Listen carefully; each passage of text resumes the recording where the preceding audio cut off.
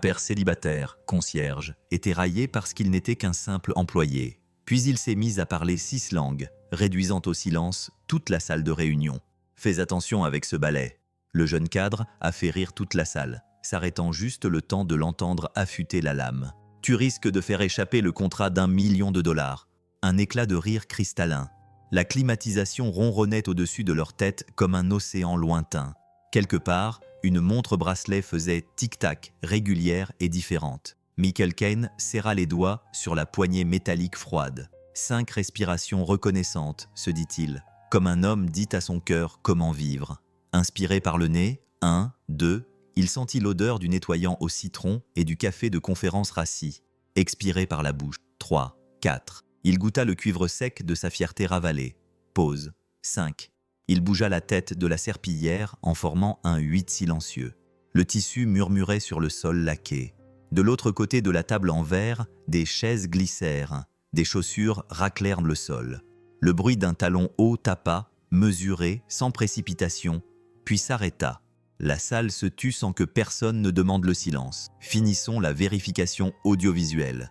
Une voix de femme, basse, même coupée aux extrémités comme une corde de violon accordée pour le contrôle. Claire Donovan, PDG d'Atlas Tech. Son parfum n'était pas sucré. Il était sobre, pur, comme l'air froid d'un matin de janvier. Michael ne leva pas les yeux, mais il sentit la pièce s'aligner sur son souffle. Le jeune cadre qui avait fait la blague s'éclaircit la gorge et disparut dans le silence. « Quelqu'un a fait taire la machine à expresso, » dit Claire. « Cette pièce devrait résonner d'intention, pas de caféine. » Un remue-ménage près de la porte. Le sifflement de la vapeur s'éteignit.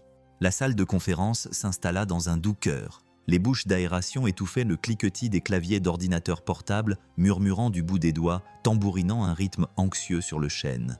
Michael plongea la serpillière dans le seau jaune. Le manche heurta le rebord avec un petit bruit métallique. « Ne deviens pas le son », pensa-t-il. « Deviens la pause entre les sons. » Il ajusta la manche à demi retroussée qui glissait toujours sur son avant-bras, exposant le bord d'une fine cicatrice. Il sentit les regards posés sur son dos, puis détournés. Cela lui convenait. Il était plus facile de nettoyer lorsqu'on était invisible. « Qui a autorisé la maintenance pendant la réunion des cadres ?» demanda Claire sans le regarder. Sans regarder personne. Elle n'éleva pas la voix. Elle n'en avait pas besoin. Les services généraux l'avaient inscrit au calendrier. Quelqu'un a dit que c'était déjà en cours. Alors laissez-les finir et disparaître. Elle a dit que nous avions 30 minutes. Michael hocha la tête à personne en particulier. Les roulettes cliquetèrent 1 fois, 2 fois.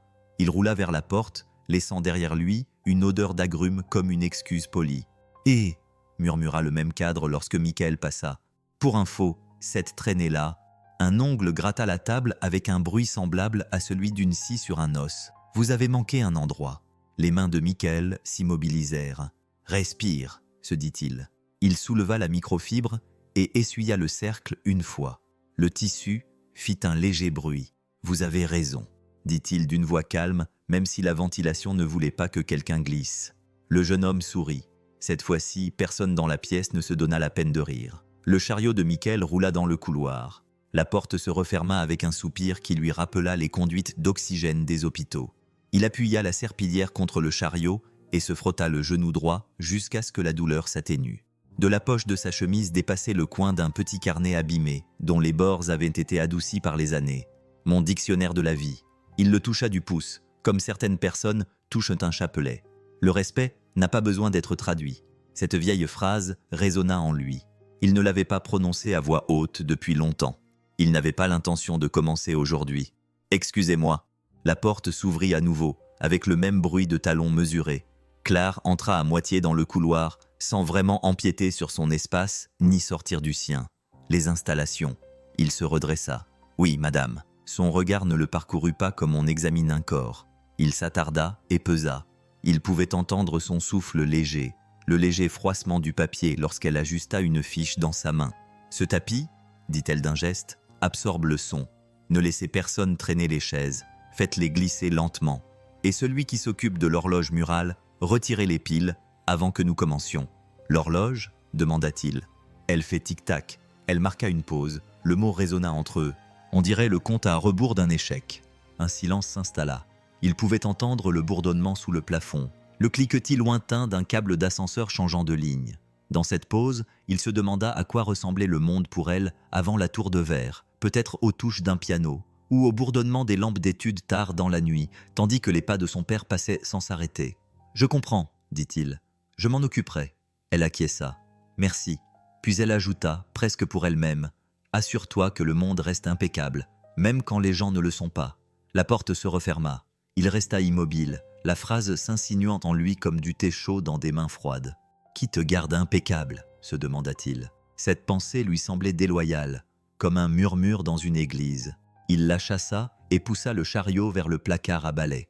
À l'intérieur, l'air sentait le caoutchouc et les solvants. Un ventilateur vrombissait doucement, comme un vieux camion au ralenti au loin. Il trouva des gants neufs. Le latex fit un petit bruit sec. Au bout du couloir, une imprimante se mit en marche. 2 voix discutaient à voix basse de responsabilité, puis se turent dès qu'un talon s'approcha. Michael fit pivoter le chariot et retourna dans la salle de conférence. Il grimpa sur un petit tabouret et chercha derrière la grande horloge murale. Le plastique cliqua. La pièce poussa un soupir de soulagement.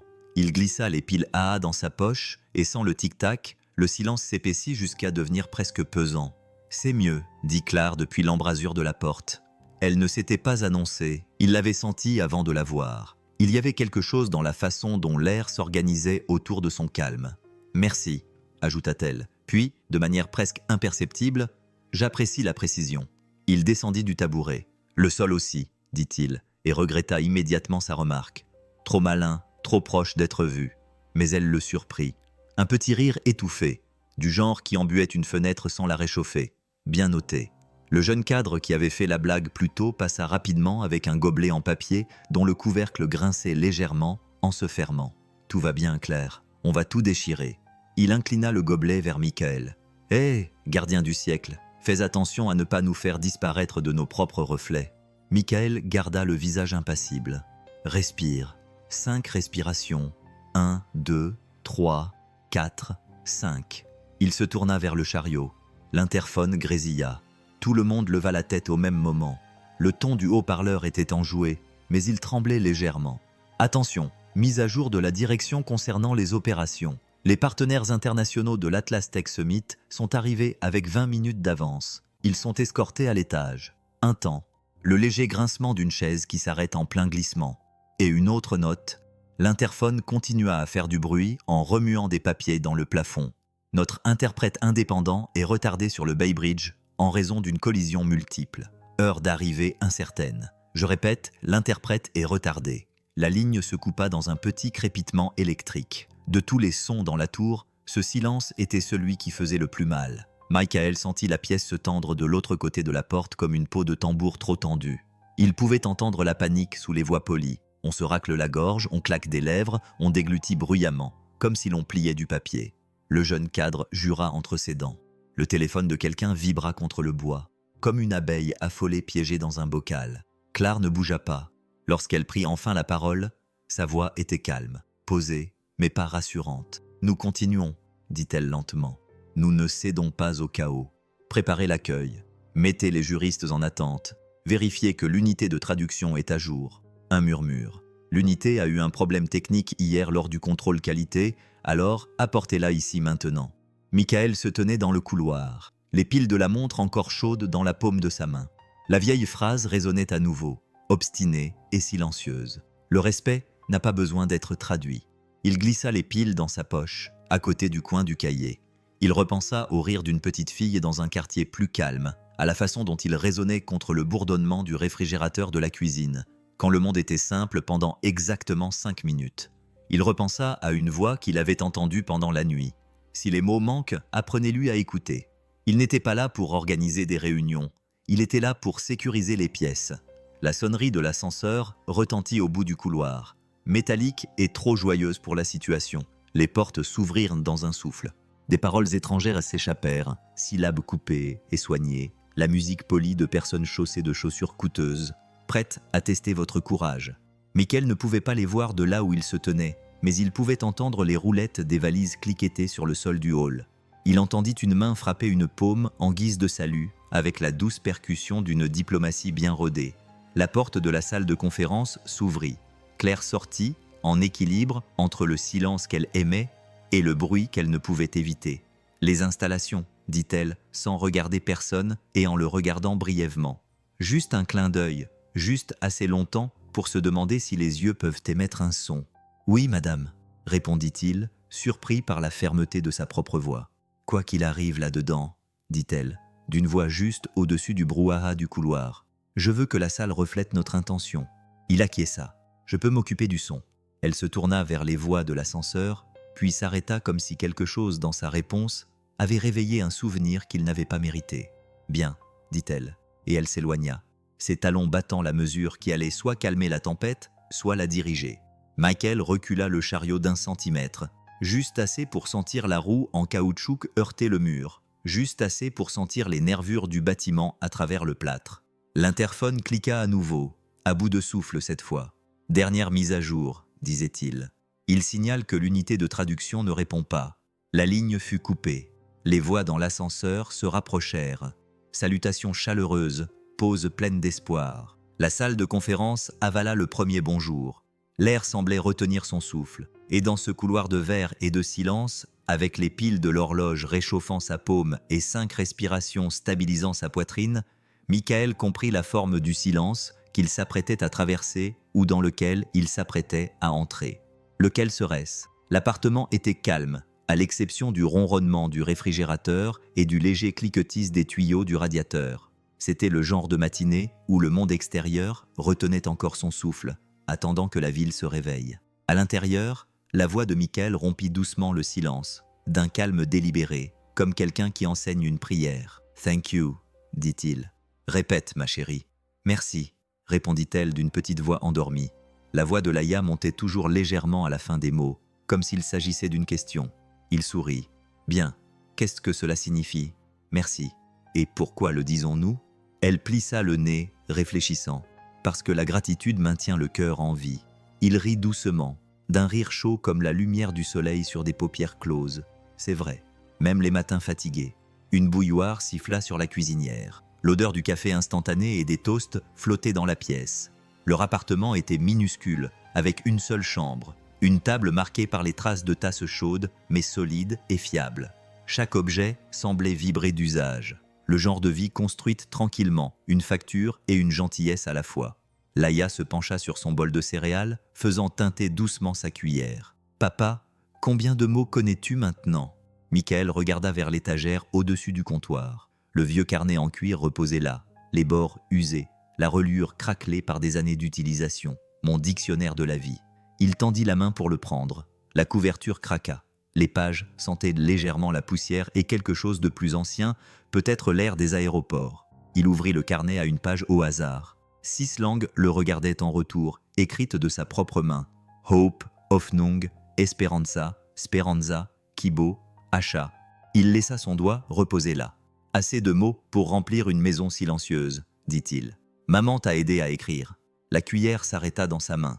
Elle ne posait pas souvent de questions, et quand elle le faisait, sa voix trahissait la prudence d'une enfant qui sait que certaines portes ouvrent sur des fantômes. Oui, dit-il doucement, elle m'a aidé. Quel était son mot préféré? Michael tourna quelques pages, le bruissement du papier résonnant dans le silence. Le voilà, l'écriture cursive et gracieuse d'Elena. En dessous, une note écrite dans une écriture plus petite. Écoute, listen, Euren, Ascoltar, Kiku, Escuchar. Il le lut à voix haute. Écoute. Laïa pencha la tête. Ce n'est pas très original. Ce n'est pas nécessaire. Il sourit malgré la boule qu'il avait dans la poitrine. Ta mère disait que le monde n'a de sens que pour ceux qui écoutent avant de parler. Le radiateur émit un léger cliquetis, comme un vieil ami qui approuvait. Il lui versa un peu plus de lait et regarda l'heure. Mange, ma petite. Tu as école et moi, je dois... Il s'arrêta avant de dire « nettoyer ». Elle n'avait jamais aimé ce mot. Va gagner ton loyer. Laïa repoussa son bol. On peut d'abord jouer au jeu des mots? Il hésita. Il était déjà en retard, mais le regard de sa fille, mi-espoir, mi-supplication, était le même que celui d'Elena les soirs où elle voulait danser une dernière fois dans la cuisine avant d'aller se coucher. D'accord, dit-il. Commence. Elle réfléchit un instant. Le mot, c'est promesse.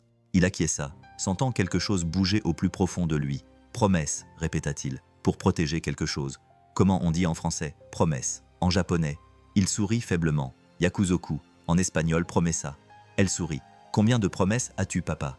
La question était légère, mais elle eut un impact lourd. Il regarda vers la fenêtre, où les bus de la ville sifflaient en freinant, soupirant comme des poumons fatigués. Trop, pensa-t-il. Et une seule. Je ne pourrai jamais toutes les tenir. Il écarta ses cheveux. Une seule qui compte encore, dit-il. Et je fais de mon mieux. Si ce moment vous touche, laissez un like. Ça aide vraiment la chaîne à faire vivre ce genre d'histoire. Après le petit déjeuner, pendant que Laïa enfilait ses chaussures, Michael prépara son déjeuner et remit le petit carnet sur l'étagère. Une page s'ouvrit d'elle-même. Au bas de la page, écrite à l'encre délavée, se trouvait une note d'Elena qu'il n'avait pas vue depuis des mois. Si un jour les mots te manquent, apprends-lui à écouter à la place. Il suivit la ligne du pouce. J'essaie, pensa-t-il. J'essaie, vraiment. Lorsque Laïa partit avec le voisin, il resta debout dans l'embrasure de la porte un peu plus longtemps que d'habitude. Le couloir sentait légèrement le détergent et les bougies à la cannelle des voisins. Il entendit des rires provenant de l'étage, des rires joyeux et insouciants, qui lui donnèrent une sorte de douleur semblable à de l'envie. L'ascenseur grinça en descendant avec le même gémissement fatigué que d'habitude. Il repensa au chaos de la veille au travail, au bruit qui régnait dans la pièce, comme une panique en 3 langues différentes. Il n'avait pas prévu de parler. Il n'avait pas prévu de ressentir quoi que ce soit non plus. Mais lorsque les voix commencèrent à s'opposer, l'air lui sembla irrespirable, aigu, métallique, le goût de la fierté sur le point de s'effondrer. Il se souvenait de la voix de la PDG, froide, précise, Claire Donovan, veiller à ce que le monde reste impeccable même lorsque les gens ne le sont pas. La façon dont elle l'avait dit n'était pas cruelle. C'était de l'épuisement déguisé en contrôle. Il le reconnaissait parce qu'il l'avait déjà ressenti. Il remplit son thermos, ferma bien le couvercle. Le cliquetis du métal résonna dans la petite cuisine. Puis il prit son badge de travail, le plastique cliquetant contre ses clés. En partant, son regard se posa sur la musique de piano qui s'échappait de l'appartement voisin. Des notes hésitantes, des gammes à moitié apprises. Il cessa d'écouter. Le rythme trébuchait, se reprenait, trébuchait à nouveau. « Quelqu'un essaie », pensa-t-il. Le son le suivait dans le couloir comme un battement de cœur, essayant de trouver son rythme. Le bus qui le conduisait au centre-ville était bondé. Les conversations se chevauchaient comme des oiseaux agités. Michael s'assit près de la fenêtre, le siège vibrant sous le poids du pouls de la ville. Il ferma les yeux. L'odeur d'un parfum bon marché et de métal froid se mêlait dans l'air. Un homme toussa. 3 rangées derrière lui. Une femme murmura quelque chose en espagnol dans son téléphone. Amor, l'amour, ce n'est pas le dire, c'est le faire. Il faillit sourire. Peut-être que les mots le suivaient vraiment partout où il allait. Lorsqu'il arriva chez Atlas Tech, le hall était déjà animé par le bruit des pas pressés du matin, des téléphones qui sonnaient, de la sonnerie de l'ascenseur, coupant court aux conversations. Il présenta son badge, le scanner émit un petit bip robotique autorisant son accès. Il venait de finir de nettoyer les panneaux devant la salle de conférence lorsqu'il revit Claire. Elle était seule cette fois-ci, parlant doucement dans un casque. Son ton n'était plus glacial. Il était bas, presque lasse. « Oui, je sais. Tout dépend de l'interprétation, dit-elle. Non, je ne suis pas inquiète. J'ai dit que je n'étais pas inquiète. » Un soupir s'échappa entre ses dents. Parce que l'inquiétude est synonyme de faiblesse, et que la faiblesse fait écho. Elle mit fin à l'appel, puis se retourna, surprise de le voir là. « Je peux revenir plus tard, » dit-il. Elle secoua la tête. « Non, ça va. Vous êtes en avance. » Sa voix baissa d'un demi-ton, comme si elle parlait à travers le souvenir d'un mal de tête. Michael hésita, puis dit doucement. « J'ai entendu parler de la réunion, la nuit a dû être longue. » Elle lui jeta un rapide coup d'œil, l'évaluant rapidement. « Vous avez entendu dire que les murs ont des oreilles, » dit-il avec un petit sourire. « Et que les conduites d'aération transportent tout. Alors peut-être que je devrais commencer à parler au plafond plutôt qu'aux gens. » Il rit doucement. Les plafonds ne répondent pas. Quelque chose de si infime qu'il aurait pu l'imaginer changea dans son expression. Pas exactement de la chaleur, plutôt de la reconnaissance. 2 personnes qui avaient toutes 2 oublié ce que c'était que de se faire parler gentiment. Alors qu'il se retournait pour partir, sa voix l'arrêta. « Comment vous appelez-vous déjà, Michael Ken ?» Elle hocha lentement la tête, comme pour le graver dans sa mémoire. « Merci, monsieur Ken, de garder le monde impeccable. » La porte se referma derrière elle. L'écho résonna dans le couloir comme un arrière-goût, vif, doux et étrange. Michael appuya sa paume contre sa poitrine et compta le rythme familier, 5 respirations reconnaissantes. Puis, Il se murmura doucement la phrase qui l'avait autrefois aidé à rester stable dans les zones de guerre comme lors des pourparlers de paix. Le respect n'a pas besoin d'être traduit. Il ne le savait pas encore, mais ces mêmes mots étaient déjà en train de tracer un chemin vers elle. Les portes de l'ascenseur se refermèrent avec un soupir qui semblait trop humain. À l'intérieur, Claire Donovan appuya sur le bouton du 30e étage et expira par le nez, comme elle l'avait appris dans les cours de méditation qu'elle n'avait jamais terminés. Le faible bourdonnement des machines remplissait le silence. C'était le seul son qu'elle aimait dans sa tour de verre, mécanique, prévisible, sans émotion. Le bruit et le chaos, se rappelait-elle souvent. Et le chaos était la seule chose qu'elle ne pouvait pas se permettre, ni dans son entreprise, ni dans son cœur. Lorsque l'ascenseur s'arrêta entre 2 étages, elle tapota impatiemment l'écran de son téléphone. Pas de signal. Elle soupira, prête à appeler la maintenance, lorsqu'une voix masculine calme s'éleva du coin. « On dirait que la tour veut que nous ralentissions un peu. » Elle se retourna brusquement. Un homme se tenait près des manchons du panneau, roulé, tenant un manche à balai comme une canne. Son uniforme était propre, mais ses mains racontaient une autre histoire. Cicatrisée, usée, précise. « Vous, dit-elle. Maintenance. Oui, madame. L'ascenseur s'est bloqué à mi-chemin. Cela arrive quand les gens appuient trop vite sur le bouton de fermeture des portes. » Elle haussa un sourcil. « Insinuez-vous que c'était moi ?» Il sourit faiblement. Statistiquement parlant, les cadres ne savent pas bien attendre. Un silence s'installa entre eux, gênant mais étrangement équilibré. Quelque part au-dessus des câbles, un faible gémissement métallique retentit. Le son vibra dans l'air à travers ses chaussures. Claire croisa les bras. « Savez-vous comment le réparer ? » « Je peux essayer, dit-il, mais nous devrons peut-être attendre que le système se réinitialise. » Elle regarda sa montre. « Je n'ai pas le temps d'attendre. J'ai une réunion du conseil d'administration dans 10 minutes. » Il s'appuya contre le mur. Calme. C'est le moment idéal pour respirer. 10 minutes peuvent vous apprendre plus que 10 heures quand vous arrêtez de lutter contre le temps. Elle tourna la tête pour l'observer. « Vous parlez comme un thérapeute, pas comme un concierge. Les thérapeutes sont mieux payés pour dire la même chose, » dit-il doucement. Ses lèvres tremblèrent malgré elle. « Il est audacieux, » pensa-t-elle. Trop audacieux pour un homme qui nettoie les sols. L'ascenseur restait immobile. Elle tapota la rampe du bout des doigts. « Je déteste ce bruit, » marmonna-t-elle. « Quel bruit ? Le silence. » Elle dit « C'est trop fort. » Il acquiesça lentement, comme s'il comprenait quelque chose qu'elle n'avait pas dit à voix haute. La plupart des gens augmentent le volume pour noyer ce qu'ils ont peur d'entendre. « Et vous ?» demanda-t-elle. Il sourit, un sourire calme et fatigué. « Je nettoie ce qui reste quand le bruit s'arrête. » Son téléphone vibra soudainement, avec une seule barre de réseau. Elle le leva vers le plafond, espérant en avoir plus. « Incroyable !» siffla-t-elle. Le ton de Mikkel resta calme. « La technologie n'aime pas la panique. Elle écoute les rythmes cardiaques. Le vôtre bat à toute vitesse. » Elle plissa les yeux. « Vous psychanalysez toujours les gens qui signent votre chèque de paye ?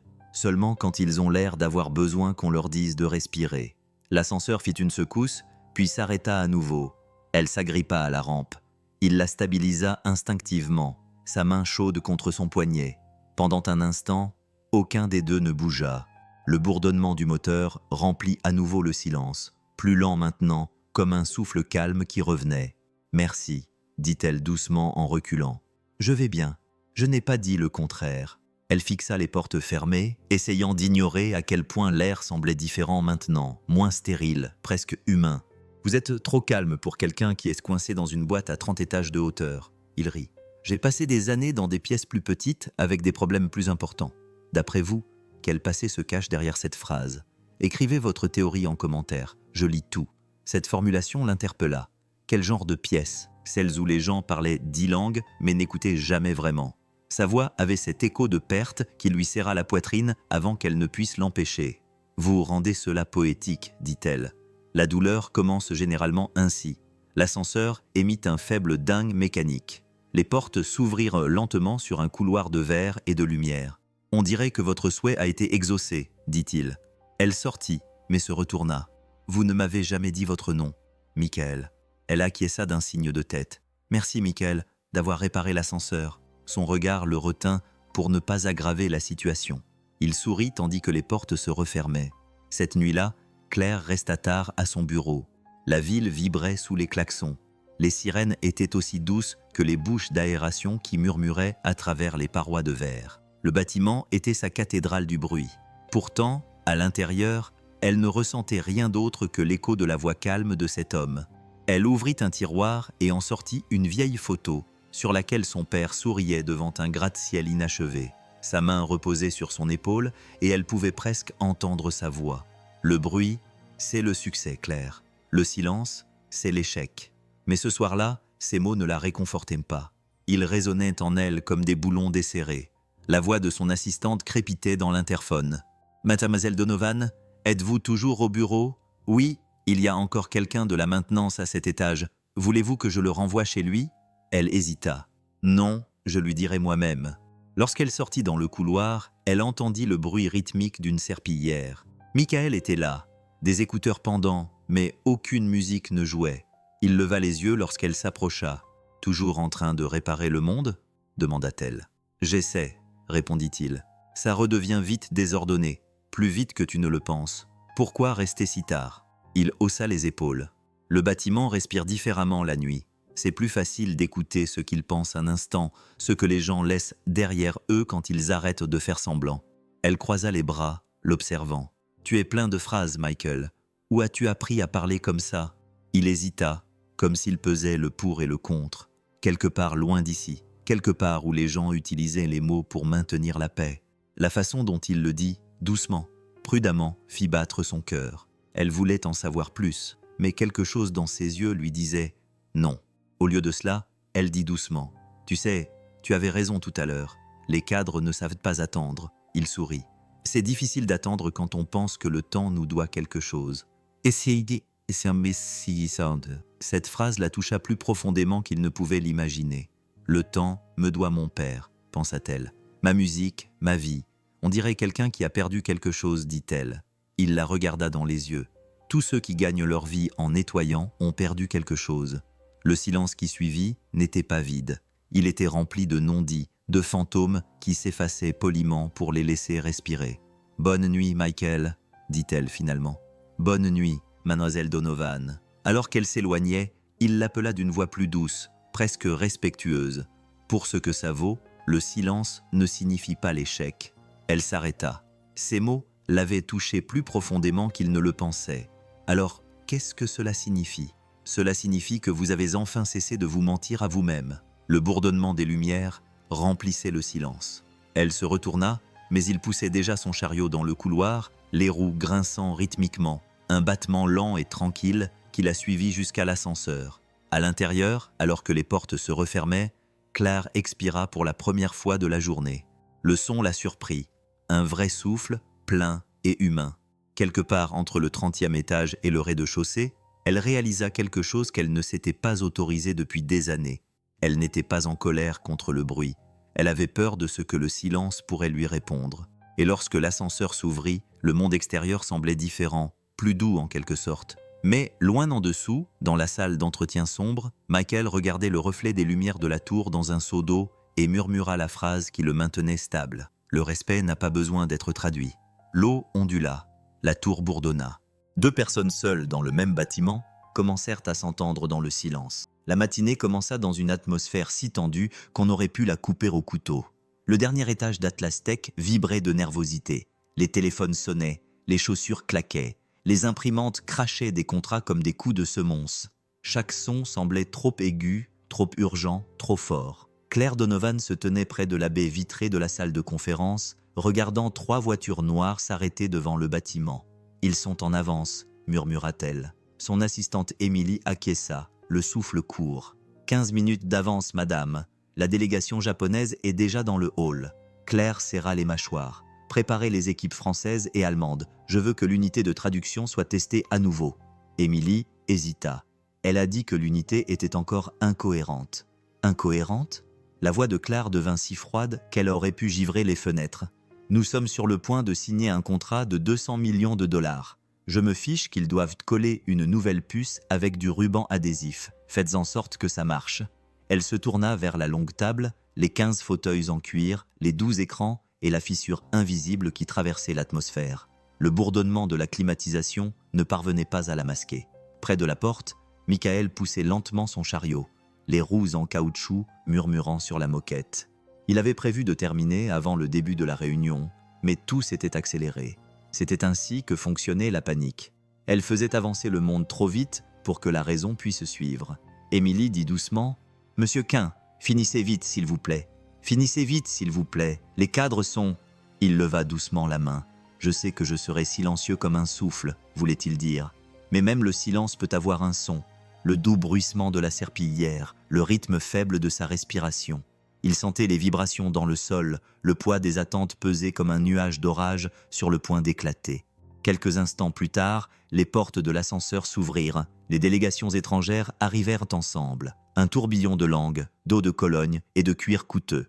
Les murmures japonais se mêlaient aux consonnes françaises. Les syllabes allemandes se heurtaient aux salutations anglaises. L'air se remplissait de sourires formels qui n'atteignaient les yeux de personne. Claire s'avança, chaque geste étant précis. « Bienvenue chez Atlas Tech », dit-elle. « Écrivons l'histoire ensemble. » Le président japonais s'inclina légèrement. Le représentant allemand ajusta ses boutons de manchette. Le cadre français, grand et agité, murmura quelque chose à son traducteur, mais l'appareil à son oreille crachota et produisit un son incompréhensible. « Quoi » s'écria-t-il. « Qu'est-ce qu'il a dit ?» Le traducteur avait l'air paniqué. Il a dit « coût inférieur, qualité inférieure. Ce n'est pas ce que vous vouliez dire. » Mademoiselle Donovan, le cœur de Claire se figea. « Non, absolument pas. C'est une erreur de l'appareil. Il est censé dire « coût réduit, qualité maintenue ». Mais il était trop tard. Le mot « qualité » avait déjà semé la zizanie dans la salle. Les délégués japonais froncèrent les sourcils. « Vous voulez dire que vous réduisez la qualité pour réduire les coûts ?» Claire secoua la tête. « Non, ce n'est pas la position allemande. Nous avons convenu de maintenir les normes de précision. Si la qualité baisse, l'Allemagne ne peut pas accepter. » Les voix s'élevèrent. Un interprète balbutia. Un autre tâtonna avec l'appareil. Le système de traduction IA clignotait en rouge. Le pouls de Claire battait dans ses oreilles. « Où est-il » aboya-t-elle. « En route » murmura Émilie. Elle regarda vers le fond de la salle, vers Michael, qui était maintenant figé sur place, un balai à la main, les yeux baissés, mais à l'écoute. Il pouvait sentir le chaos dans la pièce, le frottement aigu des chaises, le ton montant des voix qui se chevauchaient comme des cymbales qui s'entrechoquent. Le délégué français a frappé du poing sur la table. « Si c'est ainsi qu'Atlas Tech communique, nous avons peut-être commis une erreur. »« Attendez » a commencé Claire, mais sa voix a été engloutie par la tempête. Puis, à travers le bruit, une autre voix s'est fait entendre, basse, régulière et dans un japonais parfait. « Sumimasen. Choto Yoroshi Desuka. » « Excusez-moi, puis-je clarifier quelque chose ?» Le son trancha l'air. Toutes les conversations s'interrompirent au milieu d'une phrase. Les têtes se tournèrent. Si vous aimez les histoires où tout bascule en une seule phrase, abonnez-vous maintenant, parce que ce qui va suivre est encore plus inattendu. Le concierge se tenait là, une main toujours sur le manche de la serpillière, l'autre légèrement levée, non pas en signe de défi, mais dans un respect calme. Claire le fixa du regard. « Monsieur Quint. » Michael s'avança lentement. « Je crois qu'il y a eu un petit malentendu, dit-il cette fois dans un anglais parfait. Puis-je traduire ?» Le président japonais cligna des yeux. « Vous parlez japonais ?» Michael acquiesça, changeant à nouveau de langue. « Konnichiwa, Sukoshidak. » Assez pour m'assurer que tout le monde a bien compris. Son accent était clair, naturel, sans effort. Il fit un geste gentil vers la représentante française. Elle dit « Maintenir la qualité, ne pas la réduire. » Puis, en français, elle veut dire « Maintenir la qualité, pas la réduire. » Le français geôla son froncement de sourcils, s'adoucissant. « Dites exactement. » « Oui, » répondit Michael en anglais. « C'est exact. » Un silence stupéfait s'installa. Même le ronronnement du projecteur sembla s'interrompre. Claire retrouva sa voix. « Vous pouvez, » murmura-t-elle. « Vous pouvez traduire. » Il se tourna vers elle avec un sourire discret. « Les mots ne sont que des outils, madame. Je les réparais avant de réparer les sols. » Le délégué allemand prit la parole avec prudence. « Danke. Auf Deutsch, bitte. » Michael répondit dans un allemand fluide et doux. Ce n'étaient pas seulement les mots. C'était le ton, calme, posé. Chaque phrase portait le poids d'un homme qui avait appris le silence avant le son. Pendant les minutes qui suivirent, Michael ramena l'ordre dans la salle. Sa voix coulait entre les langues comme de l'eau, sans précipitation, sans arrogance. Le chaos s'apaisa, la tension se dissipa et quelque chose de rare envahit la salle. La confiance. Lorsque le dernier malentendu fut dissipé, le président japonais se pencha en avant et hocha légèrement la tête. « Votre interprète, il est remarquable. » Claire hésita. « Ce n'est pas un interprète, c'est Michael », l'interrompit-il doucement. « Un technicien. » La salle redevint silencieuse. Le dirigeant français expira, presque souriant. « Alors, monsieur, vous venez de nous rappeler pourquoi les machines ne devraient jamais remplacer les humains. » Des rires, légers, nerveux, mais sincères, se répandirent dans la salle. Michael s'inclina légèrement. « Les mots nous relient, mais c'est le respect qui empêche le pont de s'effondrer. » Claire le regarda, immobile. Elle avait passé des années à maîtriser le contrôle, à imposer le respect par le pouvoir. Mais cet homme, ce gardien discret, y était parvenu en 10 minutes, sans titre, sans plaque nominative, sans crainte. À la fin de la réunion, les délégués se serrèrent chaleureusement la main, promettant des projets révisés et de futurs appels. Les flashs crépitaient, les applaudissements résonnaient, et dans un coin, Michael rangeait tranquillement son seau à balai. Alors que le dernier invité étranger s'en allait, Claire appela Monsieur Kahn. Il s'arrêta sur le seuil. Elle s'approcha, baissant la voix. « Combien de langues parlez-vous » Il haussa les épaules. « 6 qui intéressent les gens, quelques autres que personne n'entend plus, comme… » Il sourit faiblement. « La gentillesse, l'humilité, la gratitude. Elles sont plus difficiles à prononcer. » Elle expira doucement, comme si l'air lui-même était devenu plus léger. « Vous venez de sauver la plus grosse affaire de ma carrière. » Il croisa son regard. « Je n'ai pas sauvé d'affaire, mademoiselle Donovan. J'ai sauvé une conversation. » Les mots se posèrent entre eux, calmes, puissants, impossibles à oublier. Alors qu'il se retournait pour partir, elle dit, presque pour elle-même, « Qui êtes-vous vraiment ?» Il se retourna, juste un homme qui croit encore que les mots peuvent te nettoyer plus que les sols. La porte se referma derrière lui avec le doux soupir des charnières hydrauliques. Claire resta là, à regarder la porte vide. Pour la première fois depuis des années, son silence n'était pas une armure, c'était de l'admiration. Dehors, le bourdonnement de la ville reprit, les klaxons, le vent, le trafic lointain, mais dans sa tête, tout ce qu'elle entendait, c'était sa voix. Le respect n'a pas besoin d'être traduit, et même si elle ne comprenait pas pourquoi, son cœur le répétait en rythme parfait. Le soir après la réunion, la tour de verre d'Atlas semblait différente. Elle scintillait, résonnant encore du faible écho des applaudissements qui persistaient entre ses murs. Mais pour Claire Donovan, il n'y avait pas de triomphe, seulement un étrange et silencieux frémissement sous sa peau, une agitation qu'aucun succès ne pouvait apaiser. Elle était assise seule dans son bureau, en chaussures de ville, les cheveux détachés, fixant les lumières de la ville qui s'étendaient comme des veines nerveuses dans l'obscurité. Sur le bureau se trouvait l'accord signé, une validation d'une valeur de 200 millions de dollars. Mais ses yeux n'étaient pas fixés dessus. Ils étaient rivés sur un badge d'entretien qu'elle avait ramassé après la réunion. Michael Kahn, installation niveau B3. Ce nom avait un poids qu'elle ne comprenait pas. Sa voix aussi, dont la résonance calme résonnait encore dans son esprit comme une mélodie qu'elle ne pouvait s'empêcher de rejouer. Elle repensa à la façon dont il l'avait dit, d'un ton ferme et sans hésitation. « Je n'ai pas sauvé un accord, mademoiselle Donovan. J'ai sauvé une conversation. » Quelque chose dans cette phrase l'avait bouleversée. Elle avait bâti sa carrière sur le fait de gagner des conversations, mais jamais sur le fait de les sauver. Elle appuya ses doigts sur ses tempes. « Pourquoi je n'arrête pas de penser à cet homme ?» L'horloge de la ville sonnait 11 heures, résonnant comme une question à laquelle elle ne voulait pas répondre. À l'étage de la maintenance, Michael lavait le dernier seau. Le bourdonnement des tuyaux d'eau ressemblait à un doux battement de cœur. Il remonta ses manches, exposant la vieille cicatrice sur son poignet. Le bâtiment était vide maintenant, son pool corporatif endormi, et il préférait qu'il en soit ainsi. Il s'essuya les mains sur un chiffon, puis sortit son petit carnet en cuir, mon dictionnaire de la vie. En feuilletant les pages, il trouva un mot entouré 2 fois. Pardonner, forgive, vergeben, yurusu, perdonar, perdonar. Il le murmura à voix haute. Pardonner. Le mot lui laissa un goût à la fois métallique et apaisant.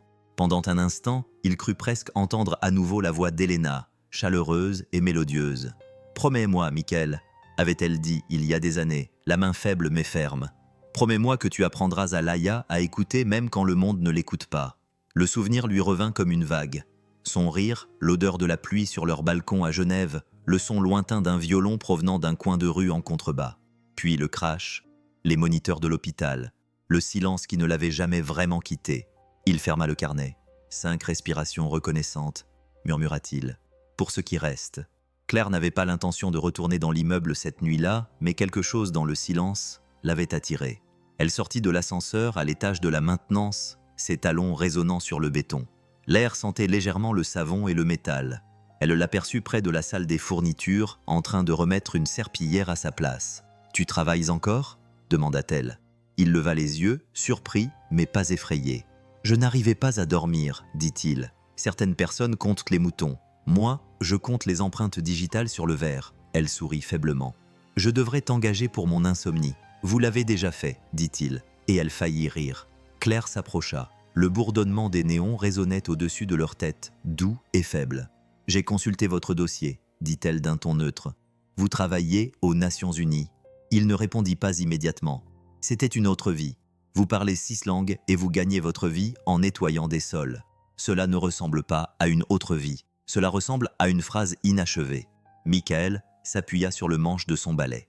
Parfois, les meilleures phrases se terminent par un silence. Elle croisa les bras. C'est poétique. Pas vraiment. C'est juste ce qui arrive quand les mots coûtent trop cher. Sa réponse la toucha plus profondément qu'elle ne l'avait prévu. Elle s'approcha. « Que s'est-il passé, Michael ? Pourquoi as-tu laissé cette vie derrière toi ?» Il hésita. La vieille blessure en lui se réveilla. « Disons simplement que j'ai oublié comment écouter. Et que des gens ont souffert à cause de cela. » Claire l'observa, percevant le léger tremblement dans sa voix. « Tu n'es pas le seul à avoir blessé des gens en oubliant comment écouter. » Pendant un long moment, aucun des deux ne parla. L'air entre eux ne portait que le bourdonnement régulier de la lumière au plafond et le tic-tac rythmique de la vieille montre-bracelet du concierge. Finalement, il dit « Tu sais, le silence n'est pas toujours une punition. Parfois, c'est une miséricorde. » Elle fronça les sourcils. La miséricorde cache ce que nous ne pouvons affronter. Mais le silence, dit-il en marquant une pause et en la regardant dans les yeux, le silence vous permet de vous voir vous-même. Ces mots s'infiltrèrent en sous sa garde comme une pluie chaude dans une terre craquelée. Personne ne lui avait jamais parlé ainsi, ni les membres du conseil d'administration, ni ses amis, ni même son défunt père. Elle se détourna, faisant semblant d'inspecter une armoire de rangement à proximité. « Je jouais du piano, » dit-elle soudainement. « Avant tout ça, pourquoi avez-vous arrêté ?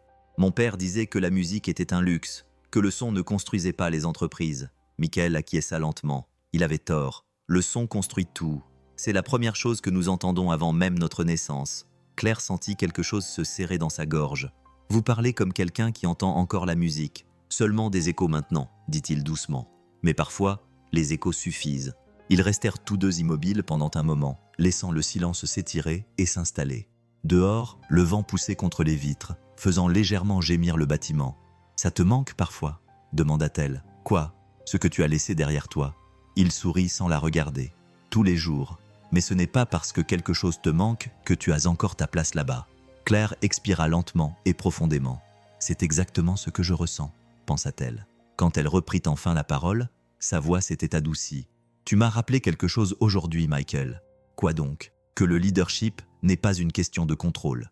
C'est une question de présence. » Elle hésita, puis ajouta. « Et peut-être du respect. » Il la regarda dans les yeux, avec chaleur mais sans la trahir. « Le respect n'a pas besoin d'être traduit, » dit-il doucement. La phrase résonna dans sa poitrine comme un battement de tambour régulier. Elle était simple, profonde, vraie. Elle sourit faiblement. « Tu ne dis ça que lorsque les gens oublient de le penser. » Claire repoussa ses cheveux derrière son oreille. « Alors tu devrais peut-être commencer à l'enseigner. » Il rit, d'un rire grave et sincère. « Je doute que le conseil d'administration paie pour des cours dispensés par un concierge. Peut-être paierait-il pour avoir la paix, dit-elle. » Il croisa son regard, et pour la première fois, elle ne ressemblait pas à une PDG, et lui ne ressemblait pas à un concierge. Ils n'étaient que deux âmes fatiguées partageant le même air, le même désir d'être comprises. Un téléphone vibra dans son sac à main, brisant le charme. Elle baissa les yeux. C'était une alerte info. Atlas Tech conclut un accord record. Elle le fit rapidement taire. Le succès ne ressemblait plus à une victoire. Il semblait vide de sens. « Bonne nuit, Michael », dit-elle doucement. « Bonne nuit, Claire. » Son nom sur ses lèvres la surprit, non pas par sa sonorité, mais par sa sincérité. Personne ne l'avait prononcé ainsi depuis des années. En entrant dans l'ascenseur, elle aperçut son reflet dans le mur miroir. Pour une fois, il ne semblait pas parfait. Il semblait réel. En bas, Michael nettoyait la dernière trace de lumière sur le sol. La serpillière faisait un bruit semblable à un soupir. Il murmura des mots pour lui-même, des mots qui l'avaient aidé à traverser les océans et les pertes. Pardonne, écoute, recommence. Il ne savait pas qu'à l'étage, Claire murmurait presque la même chose, et quelque part entre leurs respirations, la tour semblait enfin humaine. L'invitation arriva le lendemain matin, écrite à la main sur du papier à en-tête de l'entreprise. Dîner, dit 19 heures. Amelia Sandfeft, CD. Michael fixa la note, ne sachant pas s'il s'agissait d'une invitation ou d'un ordre. Quoi qu'il en soit, cela ne semblait pas facultatif. Ce soir-là, il arriva tôt. Le restaurant sentait l'ail rôti et le chêne poli. Un violon jouait doucement quelque part au fond. Il se sentait déplacé dans sa chemise soigneusement repassée et la veste qu'il gardait depuis les funérailles d'Helena. Il s'assit près de la fenêtre, les mains posées sur les couverts en argent qui scintillaient sous la lumière ambrée. Claire entra pile à l'heure. Le cliquetis de ses talons était régulier et assuré. Mais il y avait quelque chose de différent ce soir-là. Une certaine décontraction dans sa démarche, comme si elle avait laissé son armure dans la voiture. Elle était vêtue de noir, simple mais élégante. « Michael, bonsoir », dit-elle en se glissant sur la chaise en face de lui. « Je n'étais pas sûre que tu viendrais. » Il sourit faiblement. « Moi non plus, je n'étais pas sûre. Pourquoi ?» Il baissa les yeux vers le verre de vin devant lui. « Parce que généralement, quand un PDG invite un concierge à dîner, c'est soit pour le licencier, soit pour régler un problème. » Elle rit doucement, comme si quelque chose l'avait surprise. Peut-être que ce soir, ce n'est ni l'un ni l'autre. Ils commandèrent un plat italien pour elle et un café noir et des pâtes pour lui. Entre le cliquetis des assiettes et le bourdonnement lointain des conversations, un silence fragile s'installa. Ce n'était pas gênant, c'était interrogateur. C'est elle qui le rompit. « Vous savez, j'ai essayé de vous comprendre. La plupart des gens abandonnent après le ballet, dit-il. » Claire pencha la tête. « C'est exactement ça. Tu n'es pas comme les autres personnes que j'ai rencontrées ici. Tout le monde dans cet immeuble essaie de paraître important. Toi, tu essayes de paraître sincère. » Il eut un petit rire discret. « La sincérité ne te permet pas d'obtenir des promotions. Peut-être pas, mais elle reste gravée dans les mémoires. » Pendant un instant, il ne répondit pas. Il se contenta d'écouter. Le bruit des couverts, les rires provenant d'une table voisine, le violon se fondant dans le rythme cardiaque de la salle. Puis il dit doucement « Les gens ne se souviennent de la vérité que lorsqu'ils ont oublié comment mentir. » Sa fourchette s'immobilisa à mi-chemin. « Vous êtes vraiment impossible à cerner. C'est peut-être parce que j'ai arrêté d'essayer d'écrire une nouvelle histoire. » Claire se pencha légèrement. « Et pourtant, vous continuez à parler par métaphore. » Il la regarda dans les yeux, calme mais déterminé. « Vous, plus que quiconque, devriez comprendre les métaphores. Tu construis des tours de verre pour gagner ta vie. » Elle cligna des yeux. « Qu'est-ce que cela signifie ? » « Cela signifie que tu aimes la transparence, dit-il. Mais seulement celle que tu peux contrôler. » L'atmosphère changea. Le serveur arriva avec leur plat, brisant la tension. L'odeur du basilic et du beurre de truffe emplit la pièce. Claire posa lentement sa serviette. « Vous êtes très observateur. » Il sourit faiblement. « Ça fait partie de mon travail. »« Quoi ? Le nettoyage ? » ?»« Écoutez. » Ce simple mot eut plus d'impact que le vin entre eux. Elle détourna le regard, les yeux légèrement brillants. « J'étais douée pour ça, » dit-elle doucement. « Écoutez avant que le bruit ne prenne le dessus. » Michael n'insista pas. Il attendit simplement. Finalement, elle soupira. « Mon père était un homme de bruit. Il disait « Le bruit est la preuve de la vie. » Il est mort d'une crise cardiaque pendant une réunion d'actionnaires. Ses derniers mots ont été « Faites parler les chiffres. » C'est ce que j'ai fait. Pendant des années, je me suis assuré que le bruit ne s'arrête jamais. Il étudia son visage où se mêlaient force et épuisement. Et quand le bruit s'arrêta enfin, elle eut un petit rire brisé. Je ne savais plus qui j'étais. Michael acquiesça lentement. C'est le problème avec le bruit. Il remplit chaque pièce mais vous vide de votre substance. Une pause. Puis elle demanda doucement. Et vous ? Qui étiez-vous avant cela ? Il fixa son café, la vapeur s'élevant comme des fantômes. Quelqu'un qui pensait que les mots pouvaient sauver le monde. L'ont-ils fait ? Presque, murmura-t-il, jusqu'à ce qu'il tue quelqu'un que j'aimais. Claire retint son souffle. Votre femme, il acquiesça. Helena, nous travaillions ensemble. Interprète à l'ONU. J'ai dit quelque chose de mal lors d'une conférence de presse. Juste une phrase mal choisie. Cela a semé la confusion entre deux gouvernements. Un vol a été retardé. La sécurité a modifié l'itinéraire. Et sa voiture se trouvait sur cette route.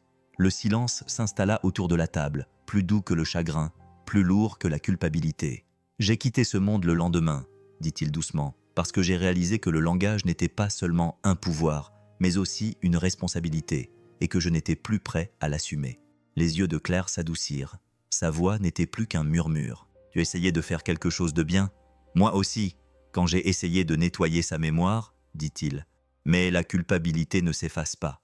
Elle sèche juste plus lentement. Le violoniste passa à un nouveau morceau, quelque chose de tendre, d'envoûtant. Claire eut la gorge serrée. « Tu sais, dit-elle, pour quelqu'un qui fuit les mots, tu les utilises magnifiquement. » Il leva les yeux et croisa son regard. C'est ça, le silence. Il t'apprend quelles sont les paroles qui valent la peine d'être conservées. Ils restèrent silencieux pendant un moment. Puis, la ville s'anima dehors. Les voitures roulaient en soupirant sur les routes mouillées, les conversations se faufilaient à travers les vitres. Lorsque le serveur débarrassa les assiettes, Claire demanda « Si tu pouvais revenir en arrière, changerais-tu quelque chose ?»« Tous les jours, répondit-il. Mais la vie ne se rembobine pas, elle se traduit. » Il sourit. « Oui, la douleur en objectif, le regret en empathie, la perte en langage avec lequel tu peux enfin vivre. » Claire se pencha en arrière, les yeux brillants dans la pénombre. « Tu en fais presque quelque chose de sacré. Ce n'est pas le cas, dit-il. C'est juste humain. » L'addition arriva. Elle tendit la main pour la prendre. Il arrêta doucement sa main. « Laisse-moi faire. » Elle haussa les sourcils. « Tu gagnes la moitié du prix de mon vin. » Il sourit. « Alors tu me laisseras payer par gratitude. C'est une monnaie universelle. » Elle rit doucement et sincèrement.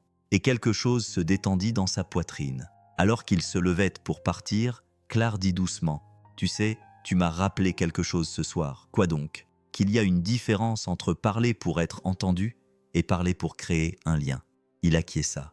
Pour créer un lien, pas besoin d'une grammaire parfaite. L'air sentait la pluie. Les lumières de la ville se reflétaient dans les flaques d'eau. Ils restèrent un moment sous l'auvent, le bruit de l'eau remplissant les espaces où auraient pu se trouver des mots. Claire se tourna vers lui, la voix basse. « Vous n'êtes pas comme les autres, Michael. » Il sourit en serrant sa veste contre lui. « C'est peut-être ça qui compte. » Elle voulait lui demander quelque chose. « Pourquoi moi ? Pourquoi ce soir ?» Mais à la place, elle dit « Merci pour le dîner. » Il secoua doucement la tête. « De rien, j'étais là pour t'écouter. » Elle monta dans sa voiture, les essuie-glaces balayant la vitre de manière rythmée. Elle se retourna une fois.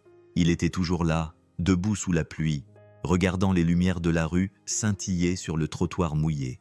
Et pour la première fois depuis des années, Claire Donovan réalisa qu'elle n'entendait pas le bruit de la ville. Elle entendait de la musique. Le lendemain matin commença par une pluie qui n'arrivait pas à se décider entre tomber ou rester en suspension. La ville respirait dans la brume, et à l'intérieur d'Atlas Tech, l'effervescence habituelle était étouffée. La tempête avait ralenti tout le monde, sauf les chuchotements. Ceux-ci se déplaçaient toujours rapidement. Claire entra dans son bureau et trouva Émilie qui l'attendait près de son bureau, pâle et hésitante. « Il y a quelque chose que tu devrais voir », dit-elle en plaçant une feuille de papier pliée à côté des rapports du matin. Claire la déplia. La première ligne lui glaça le sang. La PDG passe ses soirées avec le personnel d'entretien. Certains employés remettent en question son jugement et son professionnalisme. Non signé, tapé à la machine, anonyme. Ses yeux parcoururent à nouveau les mots, plus lentement cette fois. Le ton était poli, mais imprégné de venin. « Qui a envoyé ça ?» demanda-t-elle doucement. Émilie secoua la tête. « C'est arrivé par le courrier interne. Sans nom. Qui d'autre l'a vu ? Personne. À ma connaissance. Bien. » Claire plia soigneusement la lettre, le papier craquant comme des feuilles fragiles. Oubliez qu'elle ait jamais existé.